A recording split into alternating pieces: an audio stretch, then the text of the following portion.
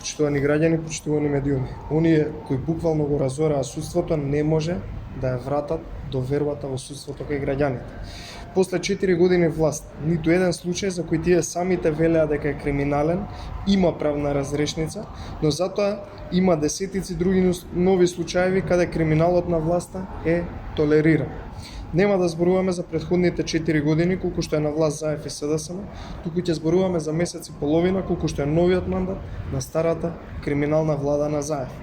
За само месец и половина се случи да пропадне Евростандард банка, афера тешка 200 милиони евро, а парите да отидат во џебовите на струмички фирми блиски до Заев. Се случи афера со панамски пари за бизнис делки помеѓу Зоран Заев и бизнисменот Дака Давидовиќ за нови 2000 станови во Тетово. Се случија нови 17 катници за развој на урбаната мафија во скопската населба Ѓорче Петров.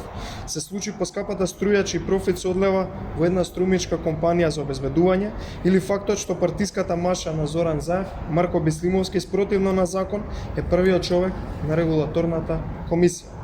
Во однос на предлозите на Бојан Маричич за една изборна единица и отворени листи, треба и официјално да соопштат дали тоа е нивниот конечен став, со оглед на тоа што во минатото повеќе работи беа договорени во таа насока, па потоа се предомисли и го променија мислењето.